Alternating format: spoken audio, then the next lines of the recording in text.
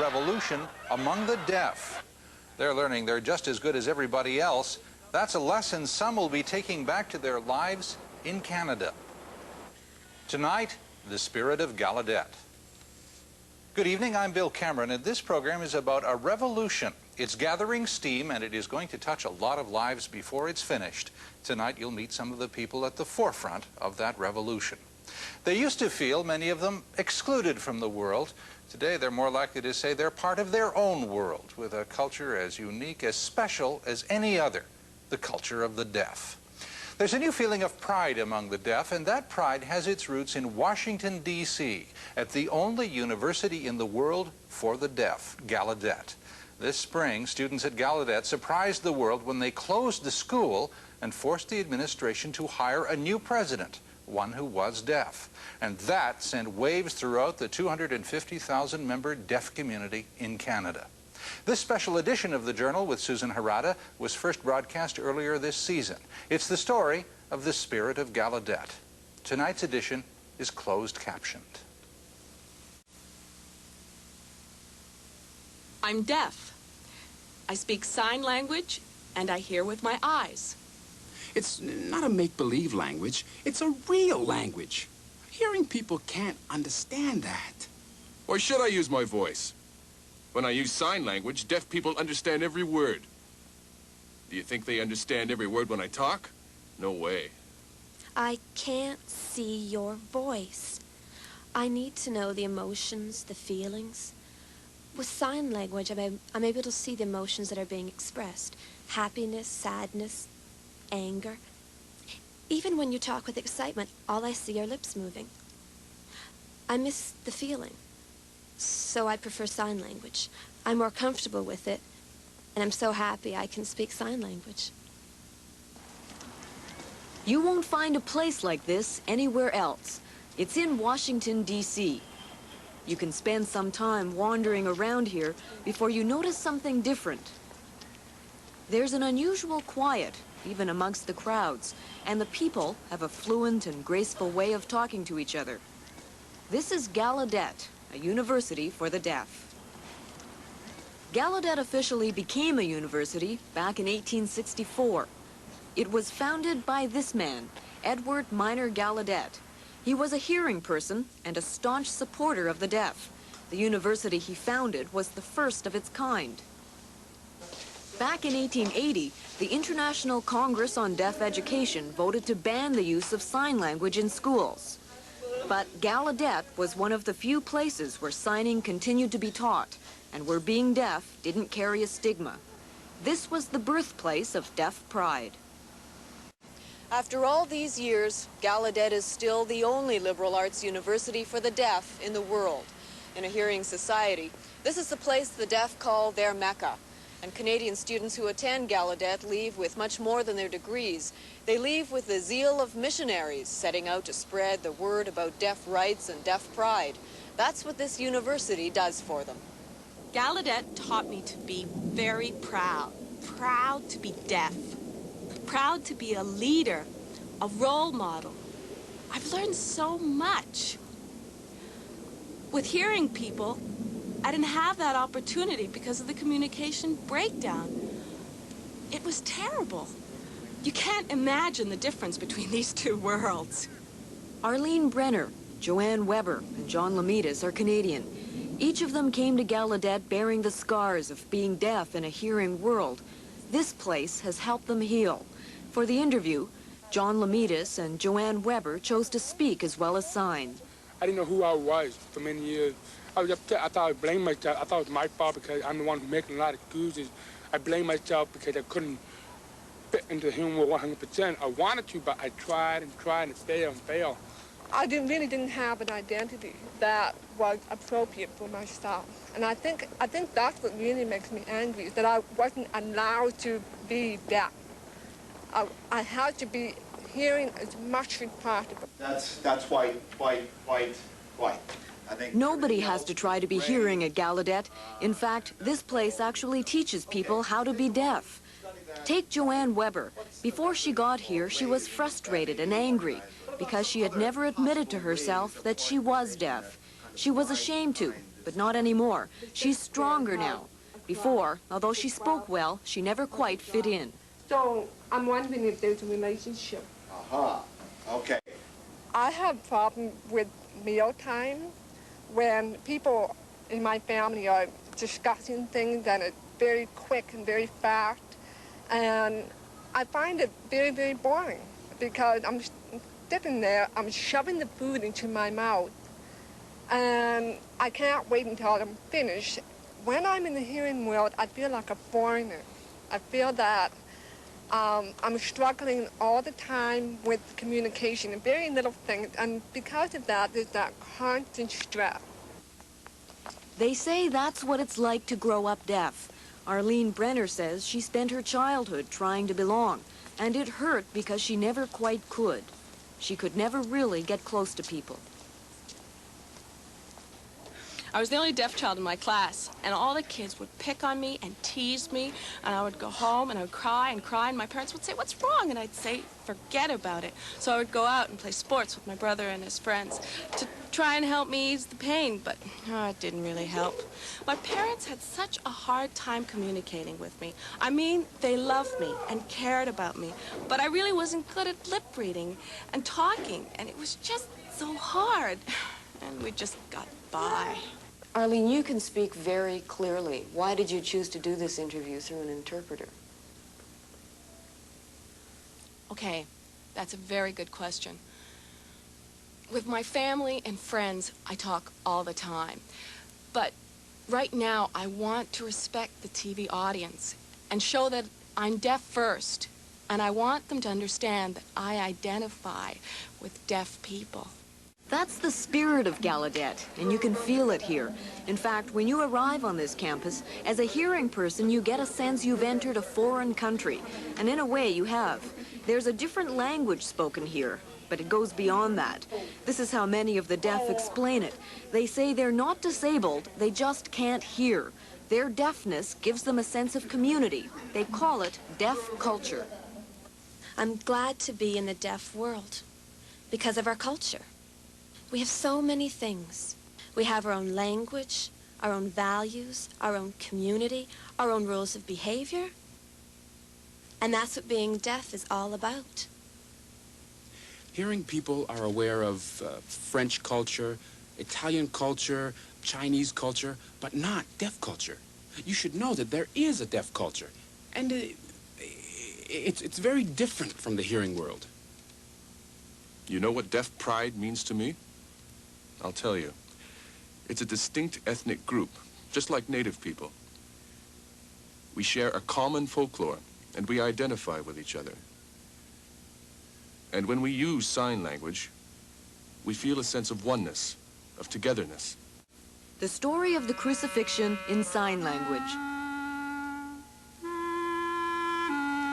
Sign language has become a powerful symbol of deaf pride because the deaf have had to fight for it. Years ago, those who used it were considered backward. But as this footage from the early 1900s shows, signing gives the deaf a graceful voice to share their thoughts, to tell a joke.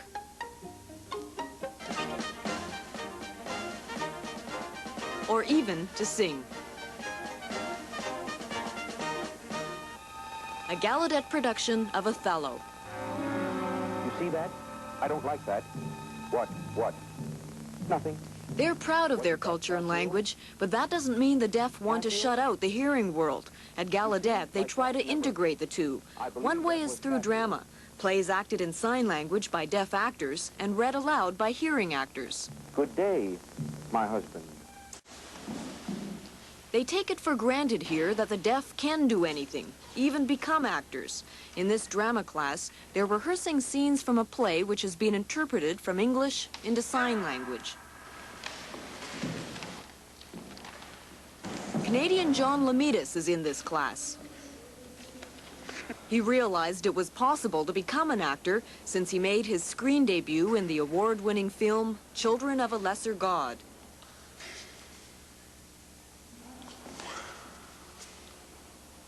It's the story of a hearing teacher at a school for the deaf. In this scene, with William Hurt, Lamitas plays an angry young student, a character much like himself. What do you mean that was my foul? You moved into me. Oh, you want to call me an asshole? Say it. No, say it out loud. Watch my lips. Asshole. Asshole. Asshole. Asshole. Great. Asshole. Good, and it was still your foul. Asshole. I want to show them that it's not only for me, it's for all of you. You can do it. If I can do that, you can do that. If you want to be an actor, go ahead. If you want to be a lawyer, go ahead. Don't give up.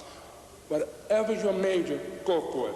If you really want to. Don't think, oh, because you're deaf, you can't, and you just got to stop and give up and change your major or give up your life. No, don't give up. Continue until you get what you want. You'll find that same determination in Canadian Sandra Carroll. She's deaf, and she's a dancer. She belongs to the Gallaudet dance troupe. These deaf students perform everything from jazz to ballet.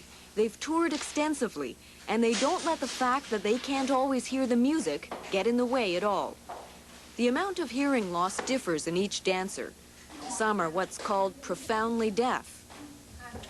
So they watch the beat as it's counted out by a dancer in the wings, and what they hear sounds something like this.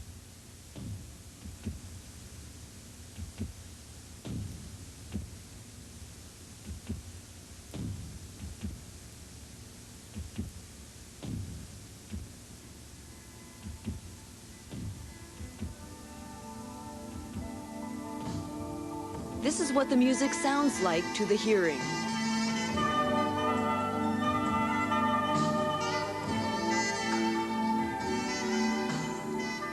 Even the dancers with minimal hearing loss don't quite hear it like this, although they dance as if they do.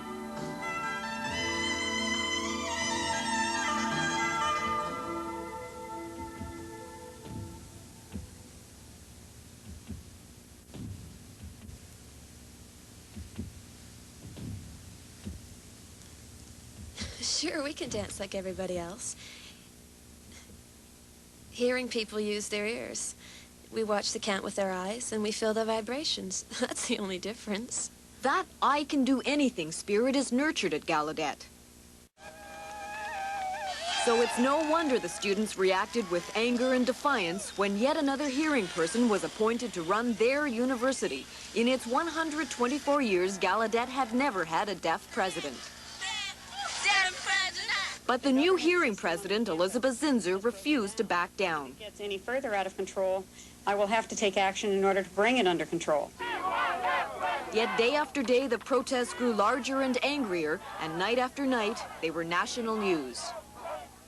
There is a growing uproar in Washington, D.C. tonight at Gallaudet University. Students at the only university for the deaf in North America have been battling all week to force In Washington today, some 2,500 jubilant Gallaudet students. The students marched on the Capitol. They shut down the campus. They shocked the hearing world into paying attention.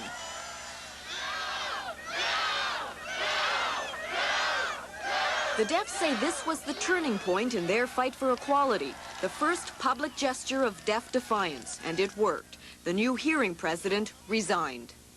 But I wish to send them a message that we all celebrate with them in this, their day in the sun. The students had won. They showed the hearing world they're ready to run their own affairs. A deaf person was appointed university president for the first time in 124 years. I welcome the opportunity to share with the world what deafness is. I don't see that as unwanted pressure. I want it. I'd be happy to live in a fishbowl. I'll succeed in a fishbowl. When we return, the spirit of Gallaudet arrives in Canada.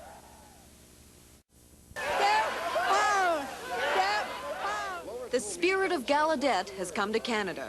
The phrases which were tossed around during the U.S. rally, deaf power, deaf pride, all find their way into the deaf awareness lecture held by Gary Malkowski in Toronto. He is a graduate of Gallaudet. Going there gave him the strength to come back to fight for the rights of Canada's 250,000 deaf. I mean, when you looked at it, when you saw the tape, when you saw what was happening at Gallaudet, how did you feel in Ontario? Did you get excited? Did it inspire you? You. Well, finally, there's somebody like me. You often sort of go along, not seeing anybody like yourself, like yourself. I think it'll have a great influence at the schools for the deaf, like Milton and Belleville. Maybe we'll have a deaf principal in the schools, and it'll influence us to fight for the equality of the deaf. You know, And maybe now I'll move up in my job and get a promotion. There are several issues which concern deaf activists: education, employment, the use of technology to help the deaf. Malkowski hopes these issues will get more attention in the wake of the publicity created by the Gallaudet rally.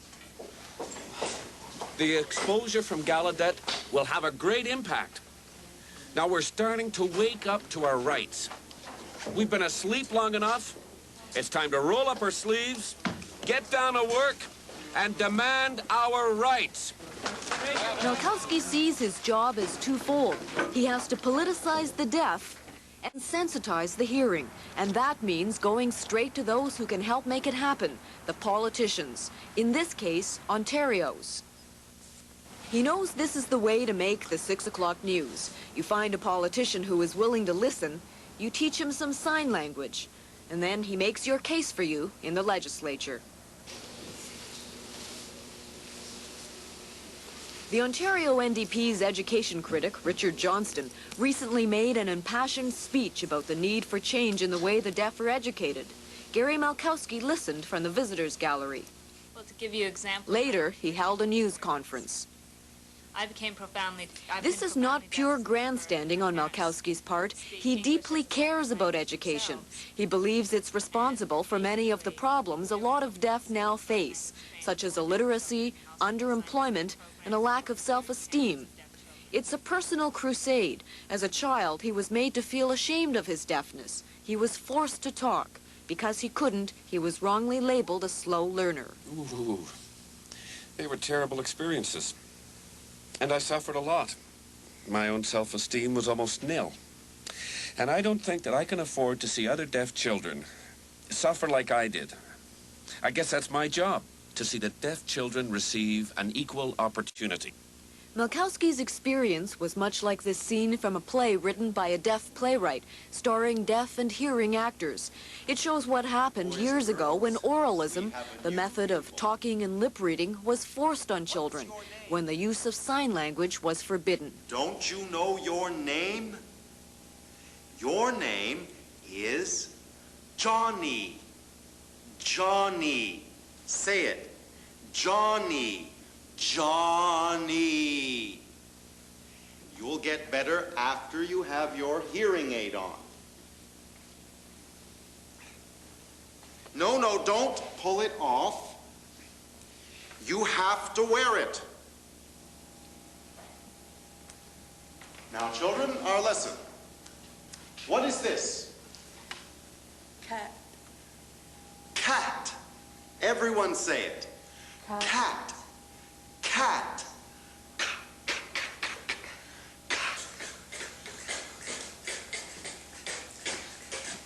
No! You are not to use your hands, no!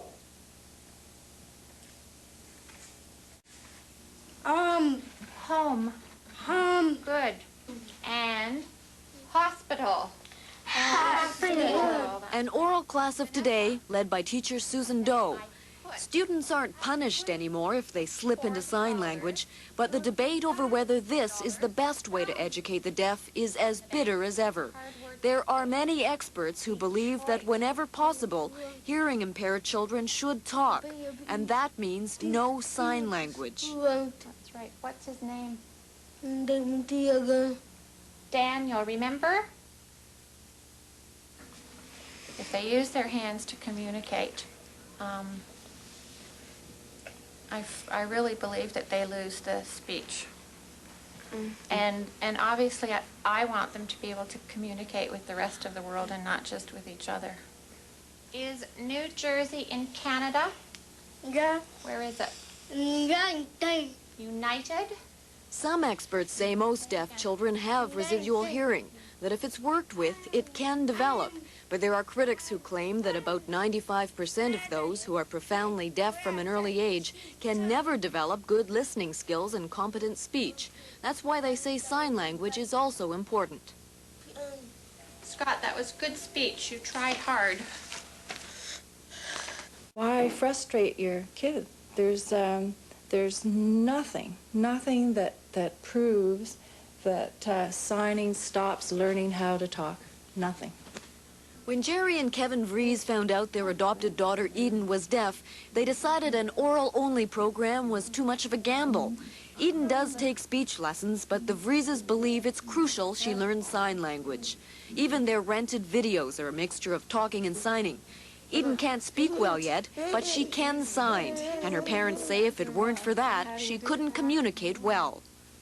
She has maybe 3,000 words to express her wants, her needs, her happiness, her sadness. You know, we wanted to give her a language because from birth till 5 is just the most critical time in your life to acquire language for your imagination, for your development, your concepts. And we wanted to give her that to her right away so she wouldn't be, you know, forever behind. Okay, try again.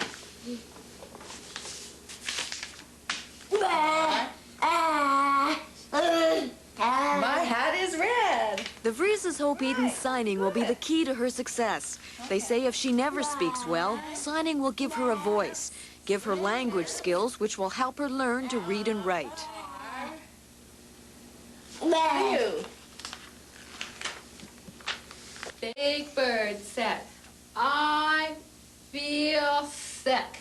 Can you say that? I feel sick. Most government-run schools for the deaf now use the signing and speech methods to teach.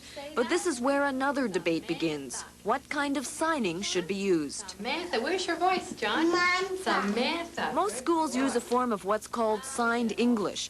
It shouldn't be confused with sign language. Signed English is a code for English, much as Morse code is. It follows English grammatical rules, and each sign is simultaneously spoken aloud. So many educators believe signed English will help deaf students learn to read and write. But some language experts and many deaf activists say deaf children should be taught what's called American Sign Language, or ASL. Unlike signed English, ASL is recognized by experts as a real language with its own unique rules of grammar.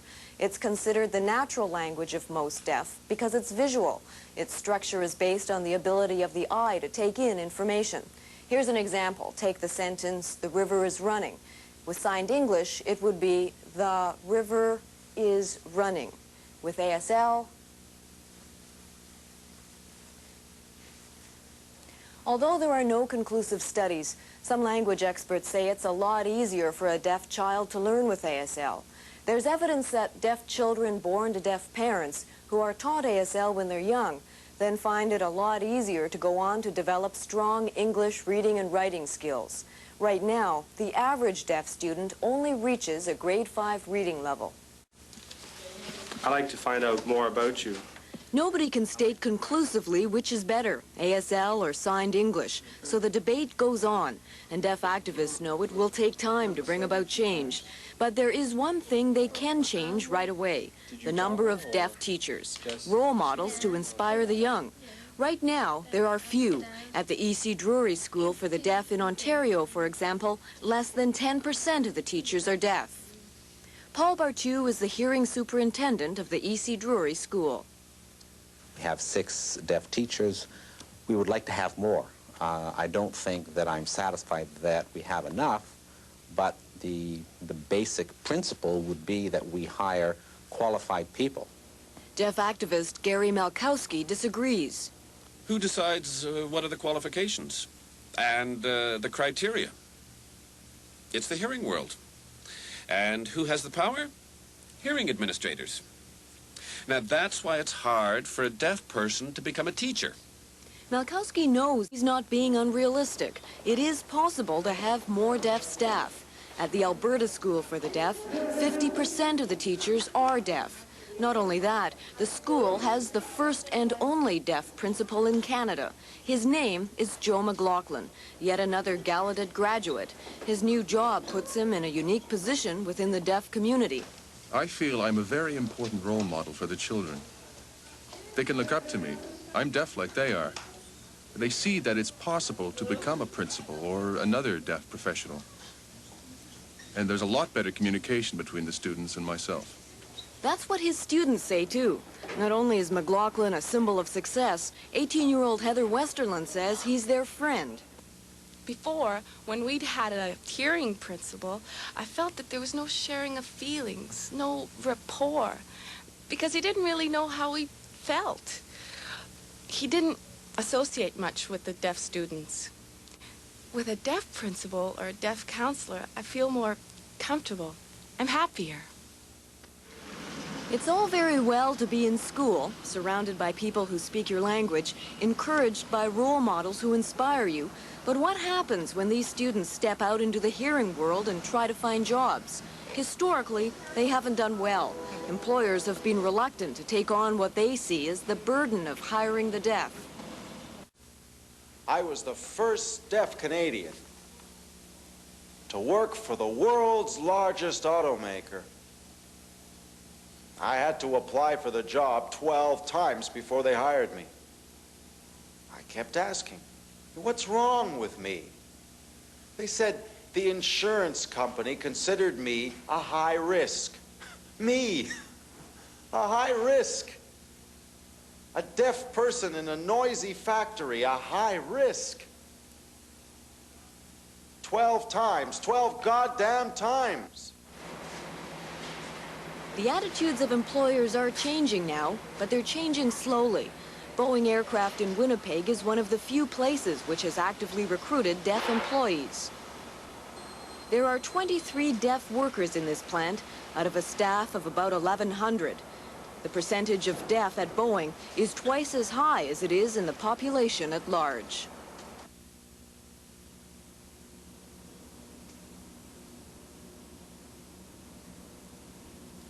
Helicopter, one of the signs Boeing's hearing employees may need to know in order to talk to their deaf co-workers.